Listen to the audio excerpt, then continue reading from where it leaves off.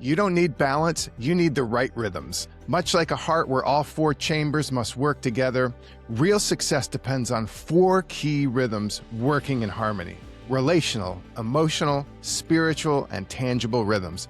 I'm your host, Kent Murawski, and welcome to the Rhythms of Rest Leadership Podcast, where we build rhythms for sustainable success, the kind that doesn't cost you your soul. Before we dive in today, if you're achieving by every metric that matters and you still feel like something's off, the Rhythms of Rest assessment will show you exactly where you are and where your rhythms are breaking down. In less than 5 minutes, you'll have some real clarity. You can take the assessment at kentmurawski.com/assessment. Let's go.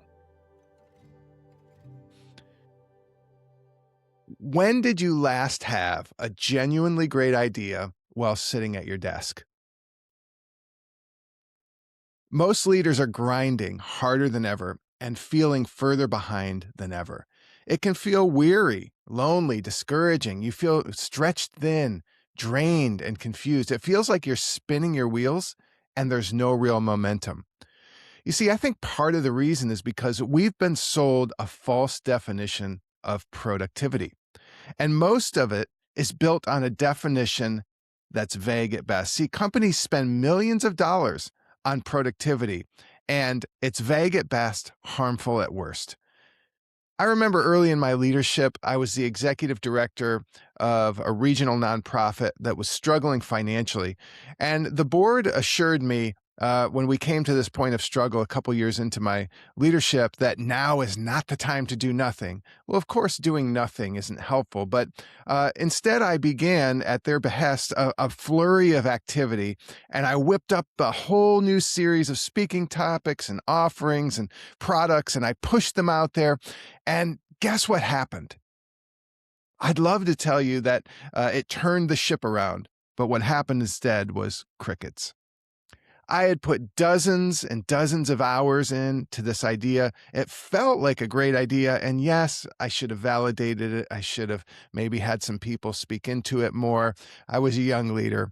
You can't blame me. But, what happened after that failed attempt was I just felt like maybe I was a bad leader. I felt discouraged. I felt confused. I felt panicked. What were we going to do? The bills were piling up. In addition to raising funds for the organization itself, I had to raise funds for my salary. So, I was despondent. Maybe it was time that I needed to go out and get a 9-to-5 job. Well, we often mistakenly think we need to do something new and different. And there is a time for new things. There is a time for different things. But sometimes, though that's the case, what if always instead of new and different, we double down on what's already working, make it better, give it more focus, and simplify it? You see, I didn't need something new. I needed to learn how to raise funds effectively. And once I did that, the fundraising and the income for my salary and the organization, went way up. Productivity is often defined as more or bigger, but many times I think productivity can be defined as less and better rather than more and bigger. So today I want to challenge your definition of productivity and give you some frameworks to restructure your days around what actually moves the needle. If you've ever felt like you're doing everything you know how to do, but not having measurable results you hoped for, this episode is for you. I've been there. I felt weary, discouraged, confused, perplexed, anxious about the future, and wondering if that was the end of my leadership. There's a way out from our productivity trap, and that's what I want to share with you today. Well, not long ago, I was in a coaching session with an executive that wanted to be more productive. And so I asked him to define what productivity meant to him. And he said it was a great definition. Productivity is measurable results. That 2-word answer cut through the fog for him, and I thought it was insightful as well. But there's a catch. Measurable results in what area and defined by whom? Aligned to what? There's some deeper questions we have to ask about measurable results. You could be logging impressive numbers in the wrong work entirely, and it doesn't move the needle a bit. So here's my definition of productivity. It's doing more of the right things and less of the wrong things. Let me give you a little more definition of that. By the right things, I mean work that's aligned with your strengths and your role. Okay. When I say strengths, I mean things that you're good at, that you're skilled at, but also energize you. Okay. So the right things is work aligned with your strengths and your role. The wrong things mean work that doesn't maximize your strength and doesn't drive results that matter. So, what are the right things aligned with your strengths and your role? Author Gay Hendricks, he wrote a book called The Big Leap. He gives this helpful framework for identifying your strengths. He calls it, there's actually four, but the strengths, the way I define them, he calls that your zone of genius. And what he says is your zone of genius is what you uniquely excel at, love, and are energized by. Okay. Then he goes on to go down the line. Next comes your zone of excellence. These are things you do very well, but they drain you. This can be a real danger zone for high capacity leaders because this is where most of us live. And we live there because we do that thing really well. But at the end of the day, it drains us bit by bit rather than energizes us. Next is your zone of competence. These are things that others can do just as well. So it's nothing that you stand out in, so to speak. And then zone of incompetence. These are things that others do better and that you actually hate doing. Hendrick's recommendation, he has a high aim for this. Aim for 70% of your time in your zone of genius. Now, I know most of us are saying like, I may be spending the opposite, 30% of my time, if that, in my zone of genius, and the other 70 in maybe competence and excellence.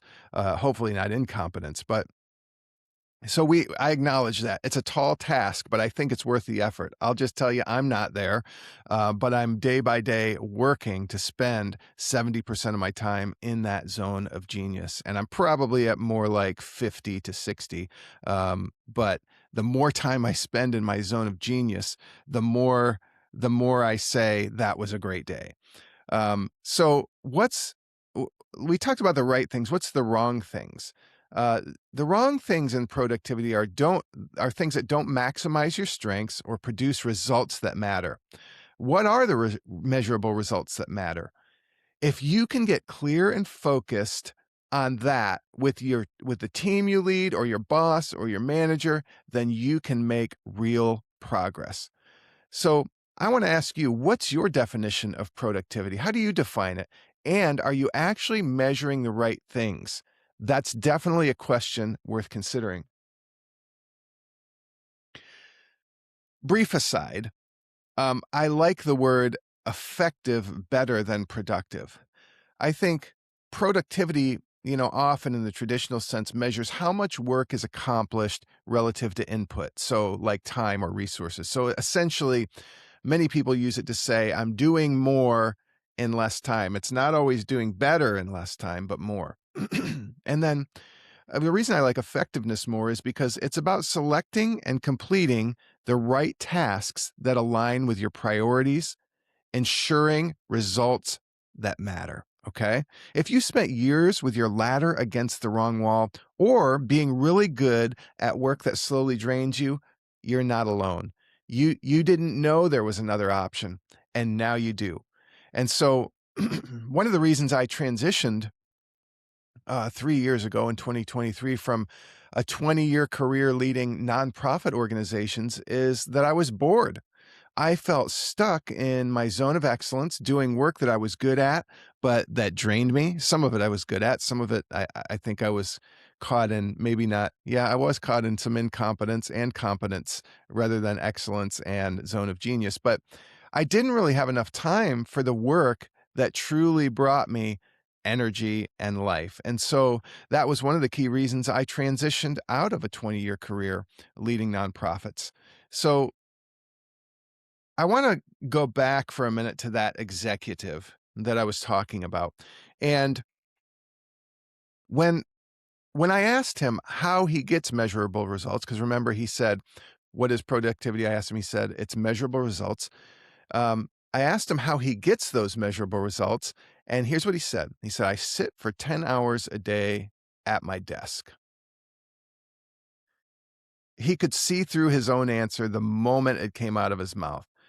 Why? Because sitting at your desk for 10 hours does not make you productive. In fact, I would argue that it undoubtedly lessens your productivity.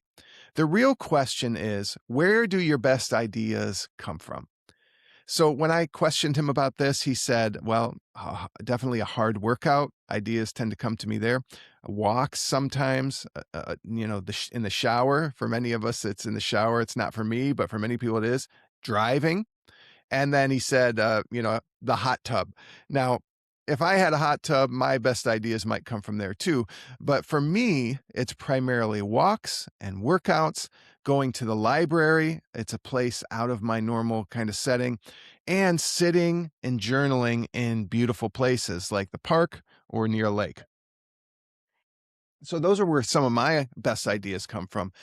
I remember one time a business partner and I were having trouble coming up with a name for a service we were launching. And so I took a walk just to let my mind rest and reset. And I was just kind of casually untangling some thoughts and ideas around the project we were working on. And after about 10 or 15 minutes, the name suddenly hit me. And it was the name we ended up using for the service or project we were offering to people. A mentor once told me, sometimes when you stop chasing the butterfly, it ends up landing on your nose. And that's exactly what happens. That's why great ideas don't always come sitting in our desk, but when we relax a little, when we're not pushing so hard, striving, trying to put pressure on ourselves to that we've got to come up with that $1 million idea. I will tell you this and guarantee, though, that sitting at your desk for 10 hours straight is not an idea factory. In fact, I think it's an idea graveyard. A friend of mine, Mark Batterson, says it like this. He says, change of place plus change of pace equals change of perspective. So getting away from your desk, at least when you want to be creative and ideate, is the best thing that I think you can do. That slightly embarrassed feeling when you realize you've had a wrong way of thinking about something, that's actually good. That means you're paying attention. So failure is only really failure when we fail to learn from it. So get away from that darn desk, at least when you want to be a creative, and get out there and change your pace, change your place, and maybe, just maybe, you'll have a change of perspective. But let me give you a story that kind of illustrates this idea. So in 1879, forced to resign from his university post due to recurring migraines, author Friedrich Nietzsche retreated to the Swiss Alps. He became, during that 10 years, it was 10 years from 1879 to 1889, he became a legendary walker, sometimes walking for 8 hours a day in the woods and mountains. During that time, he filled 6 small notebooks with prose, and it was what became some of his most influential work. By 1889, he'd written The Wanderer and His Shadow, one of his most famous works, and regained his health as well. His conclusion was this, and I love this sentiment: only thoughts that come by walking have any value. Um, this idea is actually rooted in neuroscience. And it kind of goes like this. Habitual low demand activities like walking, showering, doing dishes, they actually free your brain up to wander. Scientists call this the default mode network, or DMN. It's the brain regions that are activate when you're not focused. Okay. So this is where unexpected connections happen. This is where breakthroughs live. You're not being lazy when you step away. You're actually making connections happen. You're activating the most creative hardware God gave you in your brain.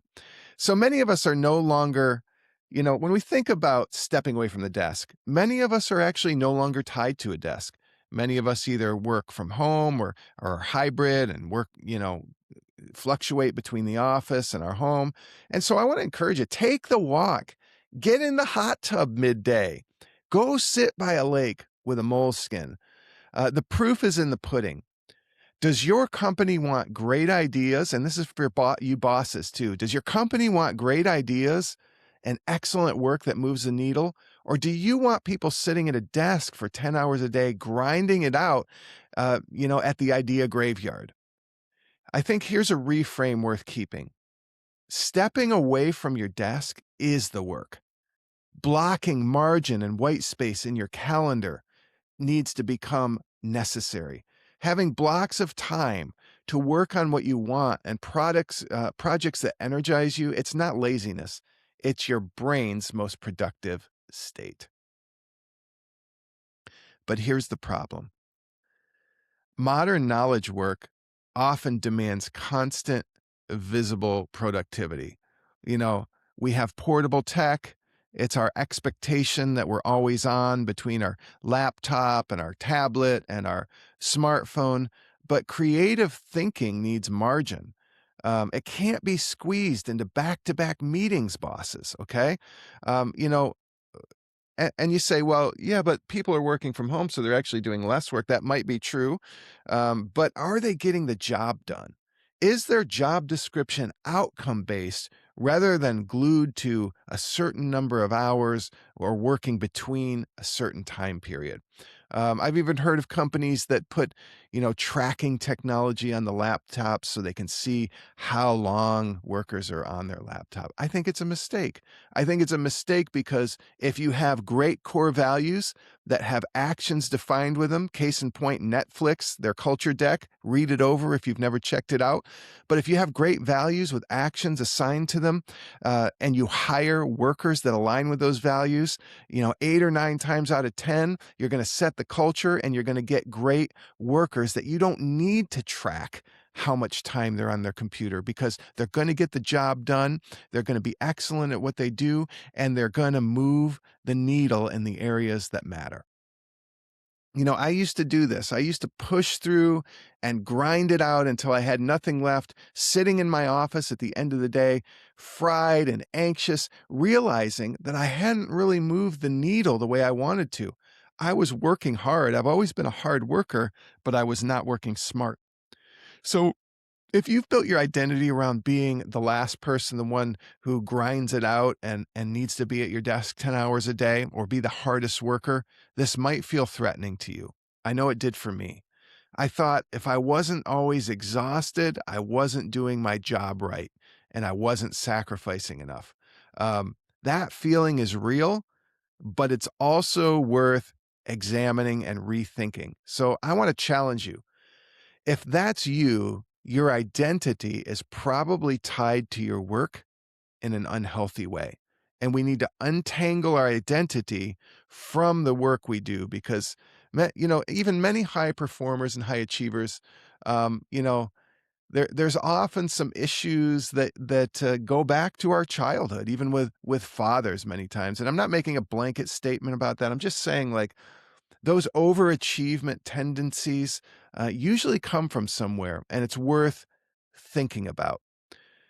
So, what do we actually do about it, though? I want to give you 3 practical ways to protect your energy and produce your best work. So, idea or framework number 1, protect your peak creative times. Author and leadership expert Carey Nieuwhof, in his book At Your Best, he defines 3 energy zones. The first is the green zone. This is where you have your peak energy, your peak creativity, and your peak focus. And this might surprise you, maybe not. I think this is well documented today. But that green zone is usually only 3 to 5 hours a day. That's where your best work that moves the needle is going to happen. Next is the red zone. That's where your mental mush. That's 1 to 2 hours, at least as it relates to your workday, and more if you count the evening. Don't fight it. Work with it. And then your yellow zone is that in between space. It's solid, but it's not spectacular. Okay. In your yellow zone, you might want to do uh, administrative tasks that require some thought, but not really heavy creative lifting or thinking. In your red zone, you can put some meetings, you can do low level administrative tasks. I got to schedule a doctor's appointment. I've got to schedule a couple meetings with coworkers, whatever. In your green zone, that's where you want to put your best projects that you're excited to work on and where you need creative problem solving, thinking, and ability. Here's a simple question to find your green zone. When in the last week did you feel most alive, focused, and sharp? Not when did you work the hardest. When did you feel the work was almost effortless? That's the type of work you want in your green zone, and that's what you protect. Framework number two, idea number two, treat each day like it's 3 days. Okay, so I'll walk you through my personal daily rhythm, and I'm acknowledging this is for early risers. So if you're not an early riser, feel free to adjust it to your own chronotype and do it that way. So if you treat each day like 3 days, here's how I do it. I'll give you an example in a starting place. I treat morning like day one. That's my green zone, 7:30 or 8 a.m. to about 11 or 11:30. This is where I do creative, focused work, high priority tasks. Um, Afternoon, I treat as day two, yellow zone, and that's from about noon to 4 p.m. At noon, around noon, I eat lunch. I take a walk that kind of reinvigorates me. I schedule meetings. I do some admin that's important, but not maybe, it's important as far as priority, but doesn't require heavy thinking and creativity. It's necessary, but not deep. And then evening, I treat as day three. That's my red zone. And that's after about 3 p.m. So it includes about an hour of work. But after 3 p.m., the rest of the night, this is where I work out, I replenish, I'm present with my family. I'm not needing to do a lot of creative, heavy lifting. Okay. Your day already has 3 phases. The question is whether you're using them intentionally or letting the calendar decide for you. So before I structured my day this way, I was often frustrated and angry because I was doing yellow or red zone work in my green zone, and it felt like a waste. I think you'll find that you're more productive, doing more of the right things that move the needle if you structure your day like 3 days. Okay. Lastly, framework number three, time blocking. But most people think of time blocking as your hours. I want you to think about time blocking both your days and your hours. So here's what I mean. Blocking your hours is only half the equation. So how I look at this, and again, I'll share how I do it. Doesn't mean how you have to do it this way, but it'll give you an idea of what I mean when I say block your days. Let me get a drink first. Okay. So here's my weekly day blocking rhythm. Mondays, I usually have a creative morning block of about 2 hours. And then the rest of the day, and I want to try to, boil this down where half the day is creative and the other half is my yellow zone. But I have creative morning, and then I do admin and finances most of the rest of the day after that creative block. Sometimes it's exhausting. It's not really invigorating, but I found if Monday's not admin day, it dogs me the rest of the week. So I want to get to it. I want to get it done. And then I want to slowly build sort of my overall philosophy is build towards the end of the week being things I enjoy more and more. So you'll see this, how I structure my week. Tuesday is a full coaching day. I have coaching and meetings all day. Wednesday, and by the way, I enjoy that.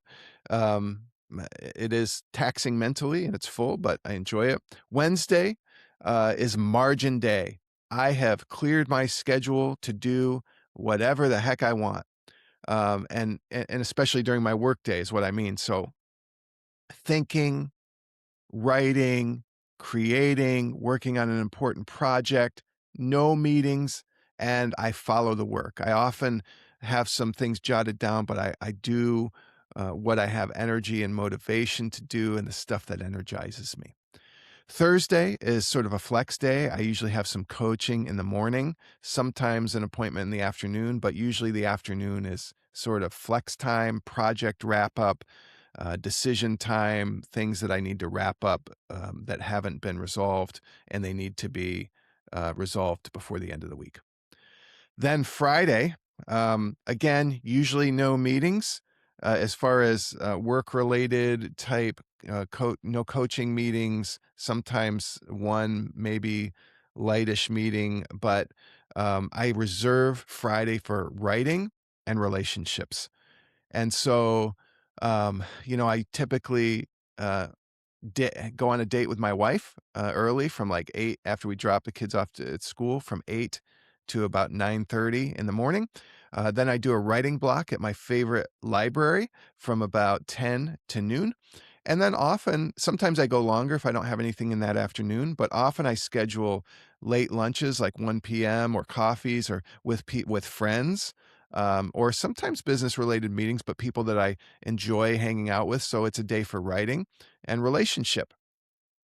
And so that's how I structure my week. Now, I'll say less about hourly time blocking because we generally understand that. But when you're hourly time blocking, what I'd encourage you to do is map out your day in 30-minute increments. So use a pencil. Most planners have both a spot for tasks. I like the Full Focus planner from the Full Focus Company with Michael Hyatt and Megan Hyatt Miller. I've used this planner for 4 or 5 years. I love it. And so they have place for your big three for the day, then some other tasks, and then they have an hourly schedule along the other side where I map out my day in half-hour increments. And so you don't have to nail all of this on week one. Here's what I want you to do. Pick a day, just one, and protect it. Okay, see what happens. You might be amazed at what one day or what one protected day of deep work does for the rest of your week. Okay. So let me give a quick word for leaders with teams before we wrap up. So this could be for managers leading teams or divisions, um, executives overseeing others, or as a senior leader or CEO. I just briefly want to speak to you leaders who lead or manage others. So, do you have a shared definition of productivity with your team? Are job descriptions built around your team's strengths and meaningful results, or are those job descriptions buried somewhere collecting digital dust? What I want to encourage you to do is research some strength, or research tells us that strengths based management drives higher sales, higher profitability, higher retention, and higher safety, among other things. So, this strength based job and role description is a big deal. And so, I want to encourage you to dig into that, lean into that. Um, 1 in 2 employees, I think it was a Gallup poll said 1 in 2 employees has left a job to get away from their boss or manager. So the reality is, bosses and leaders, we need to get better. We need to invest in ourselves. We need to, as John Maxwell says, like invest in our leadership before we need it. That personal development, that professional development. A lot of the reason that people leave their jobs or are dissatisfied with their jobs is on us bosses. And I'm not currently a boss of someone, but I have been in my 2 previous roles of leading organizations, and I can say that sometimes I was a good one and sometimes not so good. And so we've got to do better. We've got to invest in our leadership. Let me give you a 3-step team prescription, actually 4 steps, sorry, a 4-step team prescription. It's quick, but I think it'll really help you leaders, managers, bosses. Okay. Step number 1, have each person write their ideal job description aligned to their strengths. So start with them, put the responsibility on them, have them write their ideal job description aligned with their strengths. Then, step 2, I want you to compare their ideal job description to the current job description and adjust accordingly. Now, they might not be able to get some of the things might not be realistic, but I'm pretty sure many of them are realistic and you can adjust accordingly. Step 3, set 3 quarterly priorities, 1 primary and 2 secondary, and then let them run with it. I don't care if you call them big rocks. I don't care if you call them your big 3, but 3 quarterly priorities, set it with that person you're leading, 1 primary, 2 secondary, in line with the company's goals, and let them run with it. Now, I don't mean let them run with it without ever checking in, encouraging, coaching, all those things. Definitely let them run with it without micromanaging. But step number 4 is that part. Check in weekly and reevaluate quarterly. So chances are you're already meeting with your team weekly, so that's a perfect time to check in on their big 3, that primary and 2 secondary, help them, coach them through, how do I prioritize this primary thing and these 2 secondaries over the next quarter, encourage them to have put white space in their calendar to think about it and to work on these important projects, and then reevaluate it quarterly. So at the end of the quarter, let's look at, even percentage wise, how far along we got on that 1 primary and 2 secondary goals, and then reevaluate it. It might be that that's part of, some of those goals are part of a bigger project, so they take more than 1 quarter, or it might be that there's a new big 3 for this next quarter, but check in weekly, reevaluate quarterly.